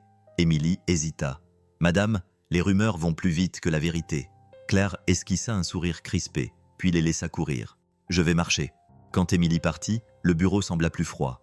Claire fixa la pluie sur la vitre. De minuscules rivières coulaient sur son reflet, brouillant son visage. Elle pouvait entendre à nouveau la voix de son père, calme et tranchante. La perception, Claire, c'est ce qui fait le pouvoir. Perds là et tu perds le contrôle. Sa main trembla légèrement lorsqu'elle posa la lettre. Le contrôle. Toujours le contrôle. En bas, dans la cave, Michael n'avait aucune idée de ce qui se passait au-dessus de lui. Il nettoyait le couloir et lorsque Claire apparut. Ses pas étaient rapides. Le rythme de quelqu'un qui essaye de ne pas penser. Il leva immédiatement les yeux, lisant la tension sur son visage. Une matinée difficile. Quelque chose comme ça, dit-elle en écartant une mèche de cheveux de ses yeux. On dirait quelqu'un qui affronte une tempête sans manteau. Elle sourit presque. J'ai peut-être oublié comment en porter un. Il s'appuya sur le manche du balai, la voix douce. Alors il est peut-être temps d'arrêter de lutter contre la pluie. Son souffle se coupa légèrement. Elle voulait lui parler de la lettre, des chuchotements, mais les mots lui semblaient trop crus, trop dangereux. Au lieu de cela, elle demanda à Michael Comment réagis-tu face aux gens qui pensent te connaître alors qu'ils ne te connaissent pas ?» Il marqua une pause, réfléchissant. « Je n'essaie pas de les convaincre du contraire. Le temps est plus éloquent que les mots. Parfois, j'aimerais que le temps passe plus vite, » murmura-t-elle. Il eut un petit rire discret. « Si c'était le cas, nous n'apprendrions jamais la patience, et c'est la seule langue qui vaille la peine d'être maîtrisée. » Elle croisa son regard. Pendant un instant, elle n'était plus la PDG, et lui n'était plus le concierge. Juste deux personnes debout sous le bourdonnement des néons, échangeant des vérités trop fragiles pour le reste du monde. Avant qu'elle n'ait pu en dire plus, son téléphone vibra. Elle regarda l'écran, puis jura entre ses dents. Le conseil d'administration voulait la voir immédiatement. À propos de quoi? Elle hésita. Perception. Il fronça les sourcils. C'est un mot dangereux. Elle acquiesça. Ça l'est toujours. 2 heures plus tard, la salle de réunion sentait vaguement la tension et l'eau de Cologne. La longue table en acajou brillait sous les lumières encastrées et une rangée d'yeux attentifs attendait l'entrée de Claire. Mademoiselle Donovan, commença Richard Hale, le membre le plus âgé du conseil d'administration, d'une voix lourde de désapprobation mesurée. Nous avons reçu des plaintes concernant le non-respect des limites professionnelles au sein de l'entreprise. Elle garda un visage neutre. Des plaintes. Plus précisément, poursuivit-il, un membre du personnel d'entretien a eu accès au bureau de la direction pendant et après les heures de travail. Claire joignit les mains. « Monsieur Hale, s'il s'agit de l'incident de la traduction, je peux vous assurer que ce n'est pas à cause de cet incident. » L'interrompit-il. « C'est une question d'image. Nos investisseurs ne veulent pas de distraction. Vous avez travaillé dur pour redorer l'image de cette entreprise. Ne laissez pas vos sentiments brouiller votre jugement. » Le mot « sentiment » la frappa comme une gifle. Un autre membre du conseil d'administration plus jeune intervint prudemment. « Vous avez été une dirigeante exemplaire, Claire, mais les rumeurs peuvent être corrosives. Le plus sage est de garder vos distances. »« Mes distances ?» répéta-t-elle doucement. « C'est ce que nous appelons désormais la dignité. » La dignité, Hale dit que c'est savoir quand ne pas se salir les mains. Elle se pencha en avant. Sa voix, bien que calme, traversa la pièce comme une lame enveloppée de velours. « Si le respect dépend de la propreté de vos mains, alors peut-être que cette entreprise a oublié ce qui l'a construite. » Un murmure se répandit. Les lèvres de Hale se pressèrent. « Nous ne faisons que conseiller la prudence. »« Non, » dit-elle en se levant. « Vous conseillez la peur. Il y a une différence. » La pièce devint silencieuse. Chaque horloge sembla battre plus fort pendant un instant. Puis, après avoir pris une profonde inspiration, elle ajouta « Vous recevrez vos rapports à temps, mais je ne licencierai pas un homme pour avoir rappelé à cette entreprise ce qu'est l'humanité. » Elle partit avant qu'ils aient pu répondre, la porte se refermant derrière elle avec un dernier clic discret. Michael la retrouva plus tard sur la terrasse du toit, où la pluie avait cessé, mais où l'air sentait encore le tonnerre. Elle était appuyée contre la balustrade, fixant l'horizon comme si elle cherchait quelque chose qui n'existait pas. « Tu n'as pas déjeuné », dit-il doucement.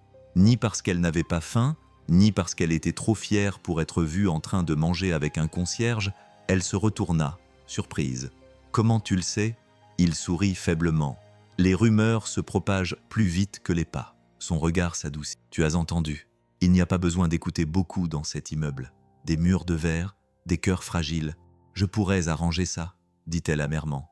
Il me suffirait de faire comme si tu n'existais pas. Ça t'aiderait à mieux dormir ?» Elle détourna le regard. « Ça les aiderait à mieux dormir. » Il acquiesça lentement. « Alors tu devrais peut-être te demander dans quel lit tu veux te coucher, celui de la vérité ou celui du confort. » Elle ferma les yeux, le vent tirant sur ses cheveux. « Tu donnes l'impression que c'est simple. Ça ne l'est pas, dit-il, mais les bonnes choses le sont rarement. » Pendant un moment, le seul bruit était le bourdonnement de la ville en contrebas, le murmure des voitures, les klaxons lointains, le rythme lent de la vie qui continuait malgré tout. Finalement, Claire se tourna vers lui, sa voix à peine audible malgré le vent. « Pourquoi t'en soucies-tu, Michael? Pourquoi prendre le risque d'être entraîné dans mes problèmes ?» Il lui adressa un sourire fatigué et doux. « Parce que j'ai vu ce que coûte le silence quand on ne s'exprime pas. » Quelque chose en elle se brisa, puis quelque chose de petit, d'invisible, mais de réel. Elle expira un son à mi-chemin entre un rire et un sanglot. « Tu as une façon de dire des choses que je ne suis pas prête à entendre. » Il regarda les lumières de la ville. « Alors peut-être que je ne suis pas là pour être entendu.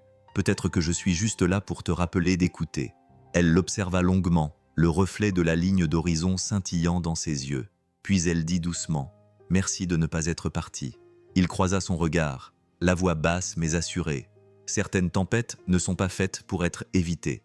Elles sont faites pour nettoyer quelque chose. Une larme coula sur sa joue avant qu'elle ne puisse l'arrêter. Elle se retourna vers la ligne d'horizon, la cachant rapidement dans le vent. Derrière elle, le téléphone de Michael vibra.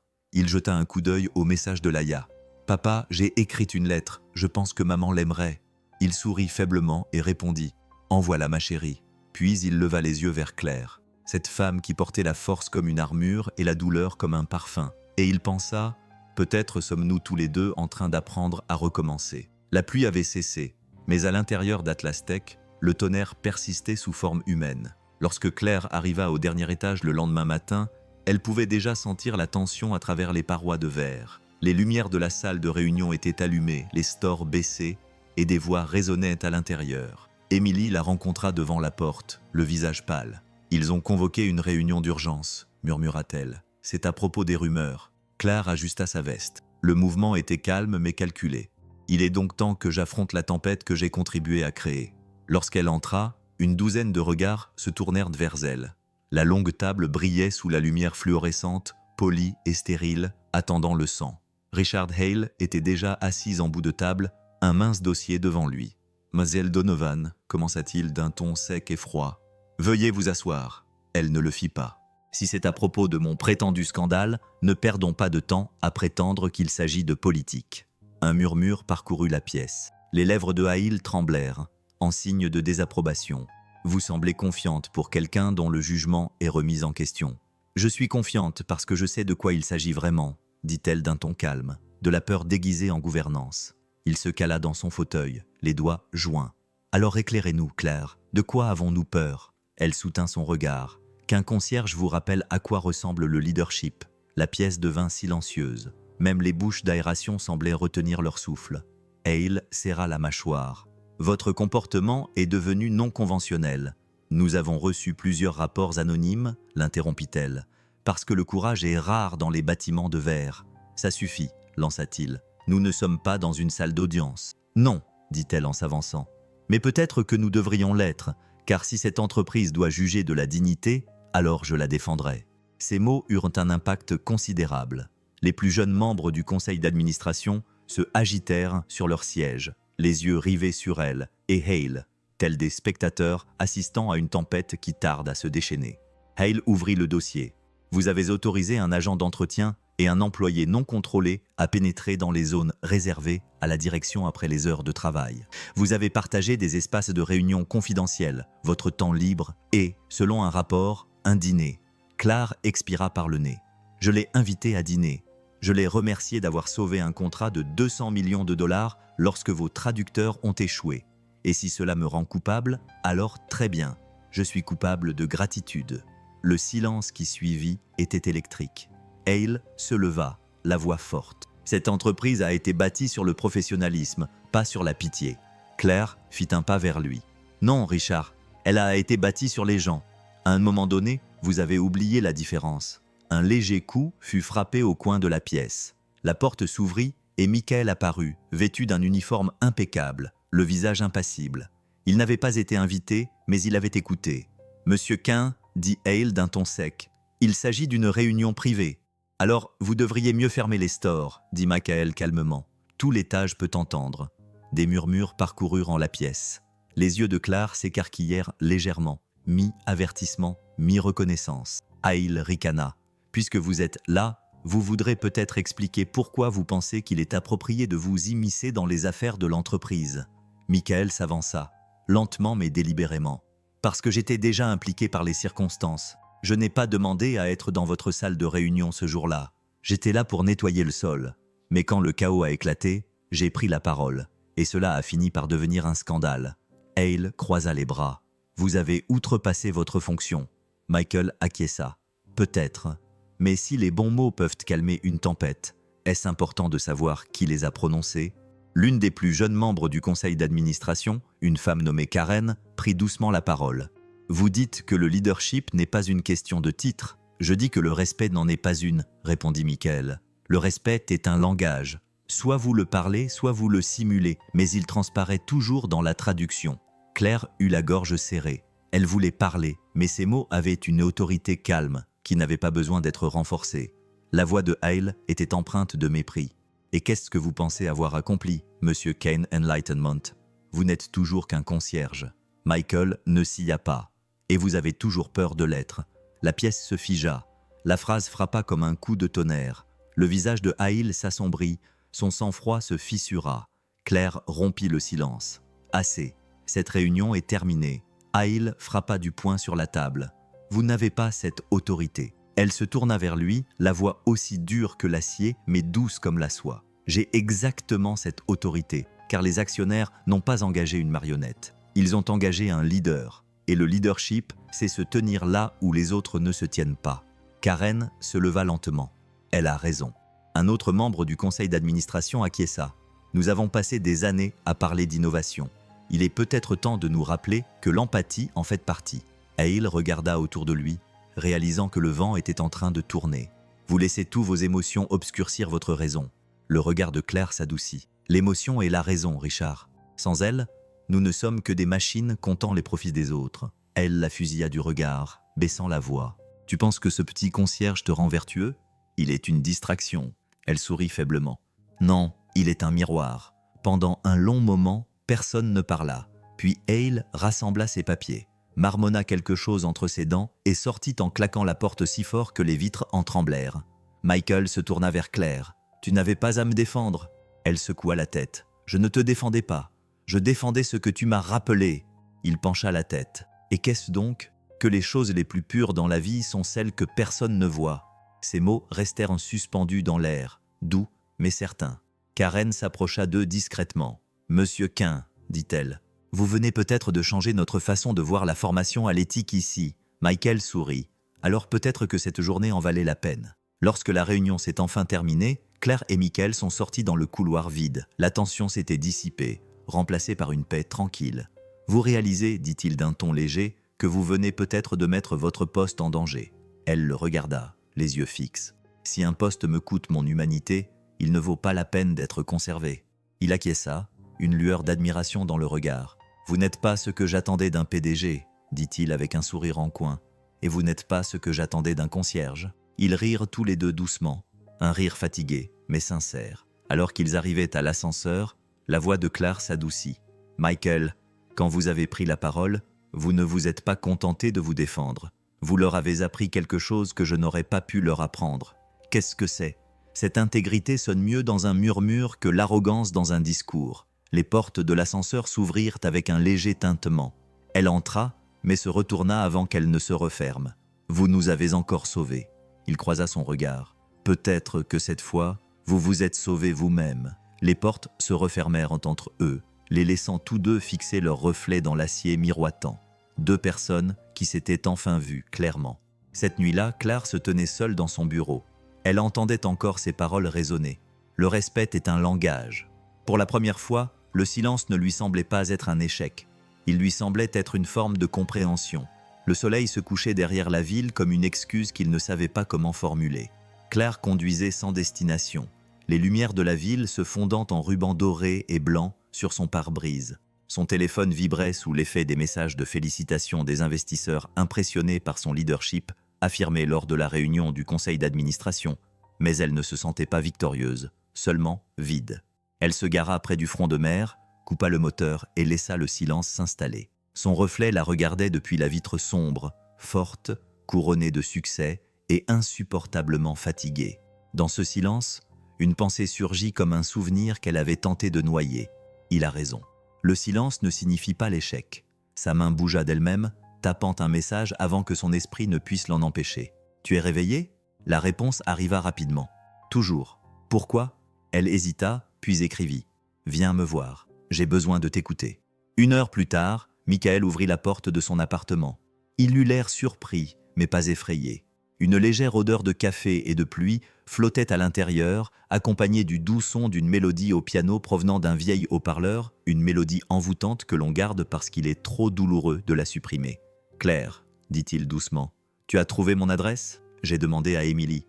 Elle m'a avoué qu'elle s'inquiétait pour toi, tu sais. Il sourit. « Vous n'êtes pas la seule. Je suis désolé de m'immiscer, dit-elle en entrant. Mais j'avais besoin d'une conversation sans mur. » Il fit un signe de tête vers la petite table où 2 tasses attendaient. Alors tu es venu au bon endroit. Je n'ai pas de mur, seulement des limites. » Elle s'assit.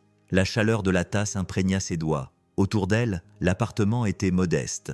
Des livres empilés sur des caisses, des photos et des cadres dépareillés, un dessin au crayon d'enfant collé près de la fenêtre. Elle remarqua l'écriture en dessous. « Laïa, 9 ans. C'est ta fille », dit Claire doucement. « Elle est ma raison d'être », répondit-il. Il y eut un long silence avant qu'elle ne reprenne la parole. « Vous ne parlez jamais d'elle. Elle mérite une vie en dehors de mes histoires, » dit-il, et non pas prisonnière de la culpabilité qui les a construites. Claire le regarda, lisant la tristesse derrière son ton calme. La culpabilité.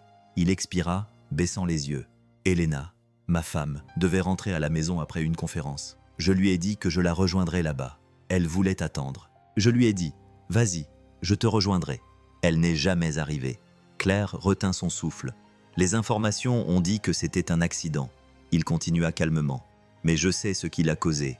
Un malentendu. La seule chose pour laquelle j'étais censé être doué. Il fixa la vapeur qui s'élevait au-dessus de son café.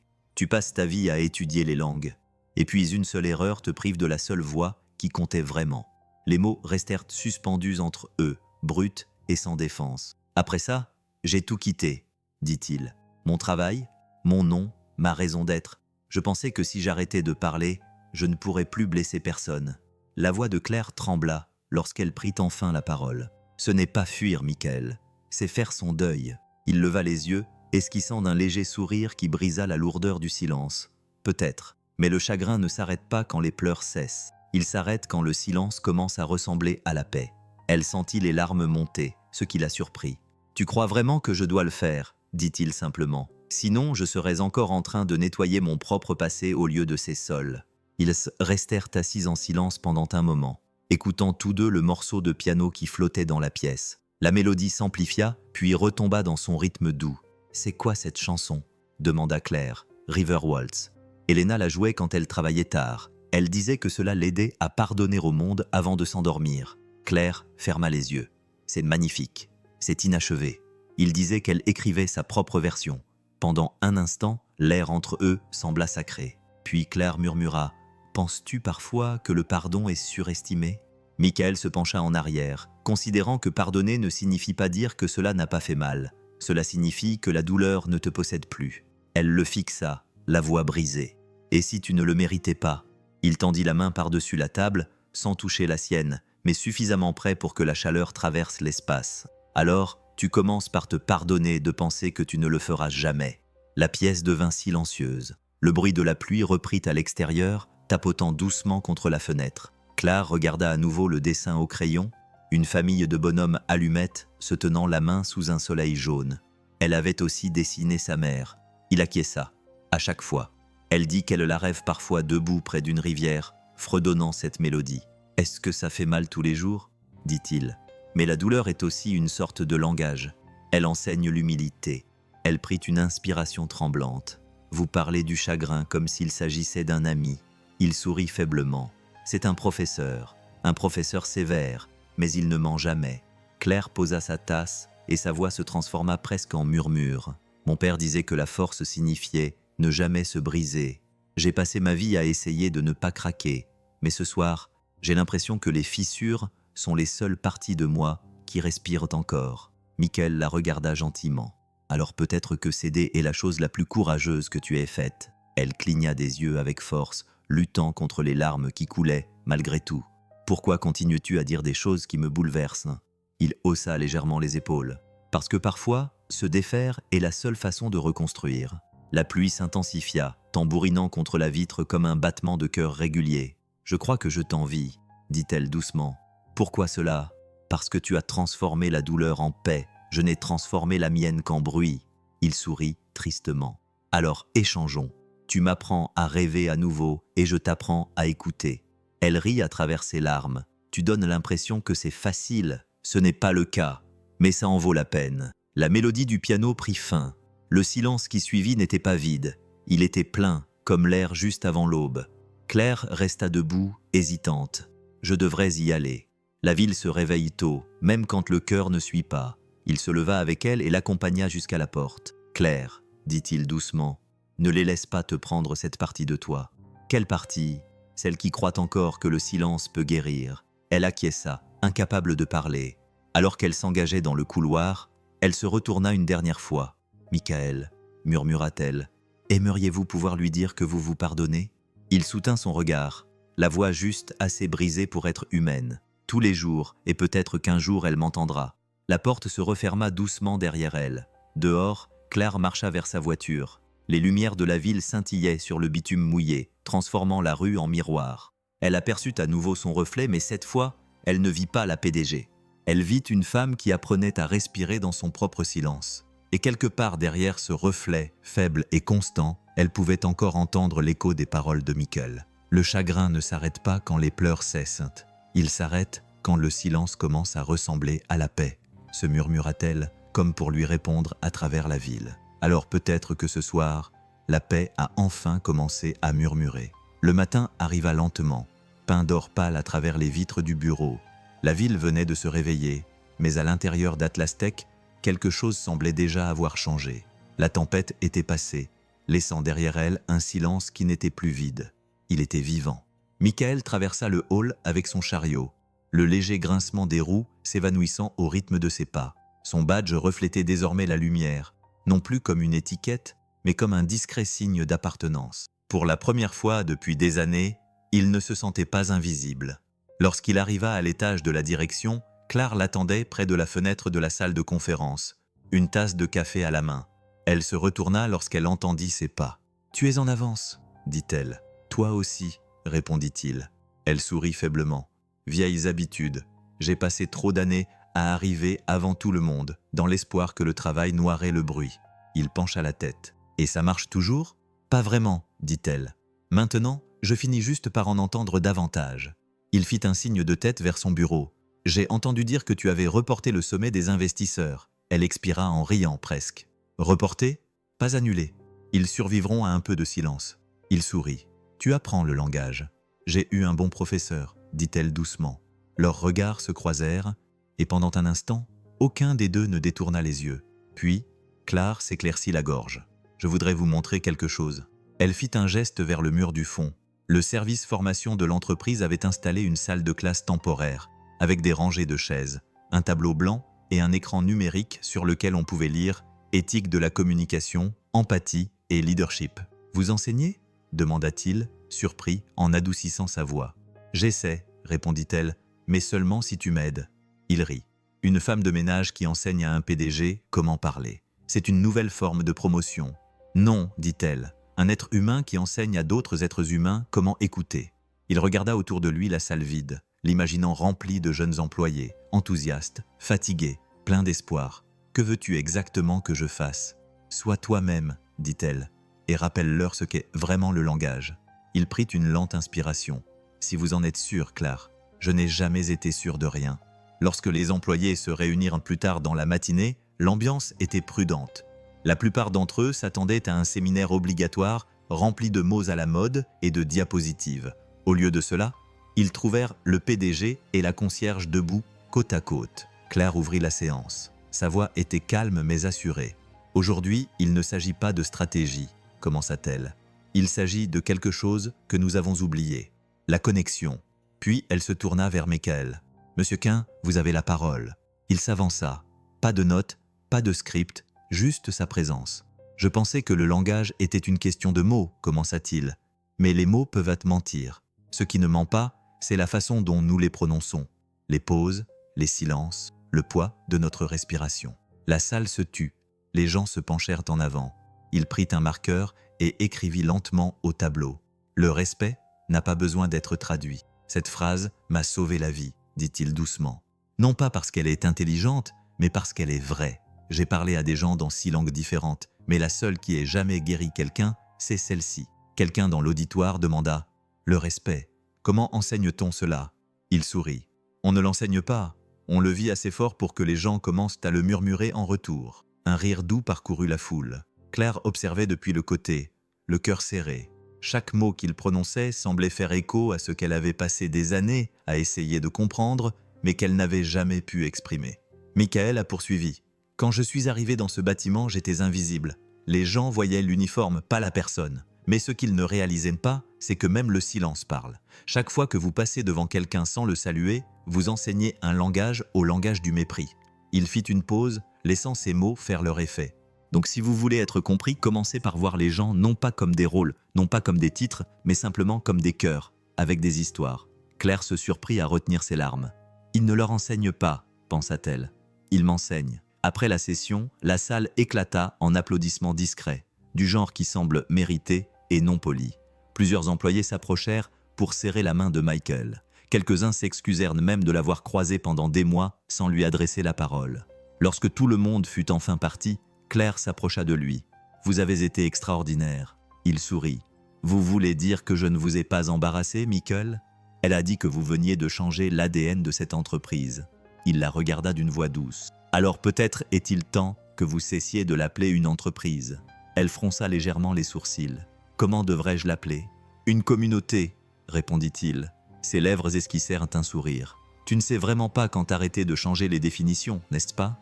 Les mots ne sont vivants que lorsqu'ils évoluent, dit-il. Tu devrais le savoir mieux que quiconque. » Elle l'observa un instant.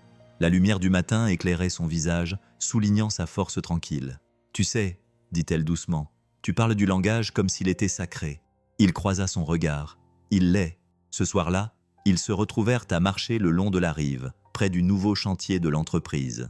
L'air était frais, l'odeur de la pierre humide se mêlait au parfum subtil de son parfum. « Tu n'étais pas obligé de me raccompagner, » dit-elle. Il sourit. « Peut-être que je voulais juste voir à quoi ressemble le monde quand tu n'es pas aux commandes. » Elle rit. Elle rit vraiment, et cela les surprit tous les deux. « Cela semble paisible, » dit-elle. Il acquiesça. « La paix a une façon étrange de vous trouver quand vous cessez de rechercher la perfection. » Ils s'arrêtèrent à la balustrade, regardant le reflet des lumières de la ville trembler sur l'eau. Le moment resta suspendu, silencieux, léger. « Michael, » dit-elle après un moment, « il y a quelque chose que je ne t'ai pas dit. » Il se tourna vers elle, à l'écoute. « Quand mon père est mort, je me suis promis de ne jamais laisser personne voir ma faiblesse. Je pensais que la force était le silence, le contrôle, le succès. Mais maintenant, je réalise que la vraie force, c'est peut-être de laisser quelqu'un vous entendre. » Il sourit doucement. « Alors tu es plus forte que tu ne le penses. » Sa voix baissa. « On dirait que tu attendais que je m'en rende compte. »« Peut-être, » dit-il. Le silence qui suivit était doux et complet. Deux personnes respirant le même air tranquille. Plus des étrangers, plus de faux-semblants. Claire regarda la rivière, son reflet scintillant à côté du sien. « Quelle langue parlons-nous maintenant, Michael ?» Il réfléchit attentivement à sa question. Puis, avec un petit sourire, il répondit « La seule qui n'a pas besoin de mots. » Pour la première fois depuis des années, elle ne le corrigea pas, ne l'analysa pas, ne lui donna pas d'ordre. Elle ferma simplement les yeux et écouta la rivière, la ville, les battements de son cœur dont elle ignorait qu'il pouvait encore changer de rythme. Et à côté d'elle, Michael murmura la même phrase qu'il avait portée à travers des années de silence et de chagrin. Le respect n'a pas besoin d'être traduit. Cette fois, les mots ne sonnaient pas comme une leçon. Ils sonnaient comme un foyer. Un an plus tard, le bâtiment ne semblait plus être de verre. Il respirait. Atlas Tech avait changé si subtilement que personne ne pouvait dire à quel moment cela avait commencé. Seulement que cela avait commencé lorsqu'un concierge et un PDG avaient décidé d'écouter. L'entreprise commençait désormais chaque trimestre par 5 minutes de silence. Pas de graphique, pas de diapositive, pas de bruit, juste des respirations. Les gens appelaient cela la pause. Claire appelait cela la gratitude. Et tout le monde savait d'où venait cette idée. Michael se tenait près de la fenêtre du tout nouveau centre pour la dignité humaine, une petite aile rattachée au siège social. Dehors, le printemps avait adouci la ville. L'air sentait la pluie et le magnolia. Sa fille, Laïa, était assise en tailleur sur le sol à proximité, triant des fiches colorées. « Papa, laquelle vient en premier ?» demanda-t-elle. Il regarda son écriture soignée. Chaque fiche portait un mot, 6 au total. Gentillesse, respect, pardon, gratitude, courage, amour. « À toi de décider, » dit-il. « C'est toi qui enseignes aujourd'hui. » Elle sourit. « Tu veux dire t'aider à enseigner ?» Il sourit. « Exactement. T'aider. » Il n'arrivait toujours pas à croire comment la vie avait évolué. Une année de reconstruction du pardon qui s'était transformée en fondation. Claire lui avait proposé un poste de directeur de l'éthique de la communication, mais il avait ri en entendant le titre. « Appelez-moi simplement le concierge des cœurs », avait-il plaisanté. Mais elle avait insisté. « Non, avait-elle dit. Appelez ça comme vous voulez, une guérison en cours. Le centre était désormais prêt pour son premier cours. Des employés, des stagiaires et des étudiants locaux venaient écouter un cours sur l'empathie et le leadership. Mais ce qu'ils ne savaient pas, c'est qu'aujourd'hui, il ne s'agissait pas d'un cours sur l'entreprise. C'était un adieu. Claire entra discrètement, portant 2 tasses de thé. Sa présence était toujours empreinte de grâce, mais la dureté qui la caractérisait autrefois s'était adoucie pour laisser place à quelque chose de plus chaleureux. Toujours allergique au matin, taquina-t-elle. Il rit, mais seulement par réflexe. Elle lui tendit une tasse. Bonne nouvelle. Ici, c'est la gentillesse qui réveille, pas les réveils. Il prit une gorgée, savourant la chaleur. Tu as transformé un empire en sanctuaire. Ton père n'aurait jamais cru cela possible. Son sourire vacilla un instant. Non, dit-elle doucement. Mais peut-être qu'il écoute maintenant. Il y eut un silence entre eux, un silence agréable, le genre de silence qui résonne de souvenirs. J'ai lu la lettre de Laïa, dit Claire après un moment. Celle qu'elle a écrite pour le mur. Il sourit. Elle a travaillé dur dessus. C'est magnifique, murmura Claire. Mon père connaît 6 langues, mais il m'a enseigné la 7e, la gentillesse. C'est la seule que je n'oublierai jamais. Sa voix trembla à la dernière phrase. Tu sais, Michael, elle a raison. Il la regarda tendrement, pensant à la gentillesse, au fait de ne jamais oublier. Il ne répondit pas. Certaines vérités n'avaient pas besoin de réponse. À midi, la salle se remplit rapidement. Des employés, des journalistes, même des représentants de la ville se pressaient dans la pièce. Claire s'avança la première et les accueillit avec un calme imperturbable. Aujourd'hui, commença-t-elle, il ne s'agit pas de réalisation ou d'étapes importantes, mais de traduction. Comment un homme a appris à toute une entreprise que l'humanité n'a pas besoin de sous-titres? Elle se tourna vers Michael. « Monsieur Quint, vous avez la parole. » Il s'avança, sans discours ni diapositive, juste avec des cadeaux. « Il y a 1 an, commença-t-il, je me tenais dans ce bâtiment comme un homme essayant d'oublier sa voix. Je pensais que le silence était synonyme de sécurité. Mais j'ai appris que le silence, lorsqu'il est partagé, peut guérir. » Il fit une pause, jetant un coup d'œil à Laïa au premier rang. Elle lui sourit, fière, les petites mains jointes sur ses genoux. « J'ai passé des années à nettoyer ce que les autres avaient laissé derrière eux, poursuivit-il. Mais un soir, quelqu'un m'a rappelé que le monde n'a pas besoin de perfection. Il a besoin d'attention. Et cette attention, dit-il en désignant Claire, peut tout changer. » L'attention de la foule se porta sur elle. Les yeux de Claire brillaient. « Je pensais autrefois que le pouvoir était une question de bruit, » dit-elle doucement. « À être le plus bruyant dans chaque pièce, mais le vrai pouvoir, » elle le regarda comme si elle l'écoutait. La salle devint silencieuse. Même l'air semblait s'être figé. Michael prit une lente inspiration. « Si je pouvais enseigner une chose, dit-il, ce serait « Ce langage n'est pas fait de mots, il est fait de choix. Le choix d'être patient, de pardonner, de ne rien dire quand le silence parle plus fort, d'aimer même quand cela fait mal. » Il écrivit une dernière fois au tableau. « Le respect n'a pas besoin d'être traduit. » Puis il ajouta en dessous, en petites lettres soignées. « Mais l'amour fait comprendre le monde. » Des applaudissements remplirent la salle.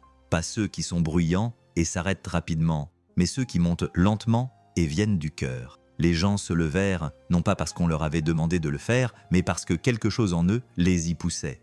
Claire le rejoignit à l'avant. « Michael, dit-elle doucement, j'ai entendu dire que tu quittais la ville. » Il acquiesça. « Laïa préfère les arbres à la circulation. Je pense qu'elle a raison. Et toi ?» Il sourit. « Je veux juste que la paix soit enfin synonyme de chez moi. » Elle prit une inspiration pour se calmer. « Alors promets-moi une chose. » « Laquelle ? » ?»« Ne cesse pas d'enseigner, même si ce n'est que pour elle, même si ce n'est que pour toi. » Il acquiesça lentement. « Je te le promets. » Elle le regarda, puis le regarda vraiment. L'homme qui avait autrefois été invisible se tenait désormais radieux dans son humilité. Une leçon vivante, sculptée par la perte et l'amour. À la fin de la cérémonie, les gens s'attardèrent, serrant des mains, murmurant des remerciements. Claire resta en retrait, regardant Michael ranger ses notes. « As-tu déjà regretté de m'avoir rencontré ?» demanda-t-elle doucement.